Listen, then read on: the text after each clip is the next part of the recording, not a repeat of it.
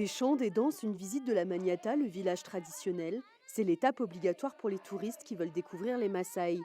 Mais avec la pandémie provoquée par le Covid-19, cette communauté se retrouve aujourd'hui sans revenus. La communauté vit du tourisme. Nous sommes en difficulté aujourd'hui car les touristes ne viennent plus. Habituellement, ils viennent voir le village et payent 30 $, ce qui nous permet de nourrir nos familles. Aujourd'hui, certains ont du mal à subvenir à leurs besoins, certains sont malades et ne peuvent pas payer leurs soins. La réserve du Mara, connue pour les célèbres Big Five, les 5 mammifères africains les plus emblématiques de la savane, génère une industrie touristique florissante. Les Maasai, un peuple d'éleveurs d'environ 1,2 million de personnes au Kenya, en bénéficient. Ils louent leurs terres aux lodges, travaillent pour eux et vendent leur artisanat aux touristes. Ce système permet de faire vivre les communautés et de préserver la faune, un modèle aujourd'hui menacé. Ce modèle dépend du tourisme, des touristes qui viennent dans le camp et l'argent qu'ils versent pour être dans les camps. En ce moment, tout le monde est payé la moitié.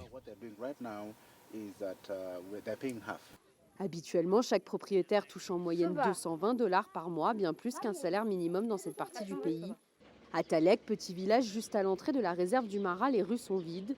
En temps normal, il y aurait un balai de 4x4 rempli de visiteurs. Sayal, elle fabrique des bracelets et colliers. Elle n'a rien vendu depuis le début de l'année. On ne peut même pas vendre nos animaux et récupérer de l'argent puisque tous les marchés sont fermés.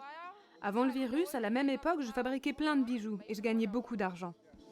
Depuis la découverte mi-mars des premiers cas de coronavirus au Kenya, les vols internationaux sont suspendus, les parcs fermés et Nairobi est en confinement total. Mais les hôteliers ont ressenti les effets du coronavirus dès janvier, avec l'annulation de plus de 80% de leurs réservations, majoritairement des clients chinois et américains. Une catastrophe économique qui met en péril jusqu'à l'existence même du Mara. Si les propriétaires terriens ne reçoivent aucun revenu, ils ne peuvent pas se nourrir et envoyer leurs enfants à l'école.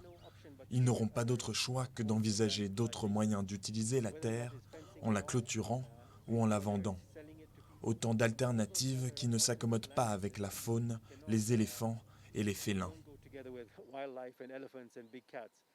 Le Kenya prévoit de réouvrir ses frontières le 1er août prochain, mais la haute saison est déjà bien entamée et de nombreux hôtels sont toujours fermés. Les Maasai, eux, espèrent pouvoir accueillir quelques touristes locaux pour subvenir à leurs besoins essentiels.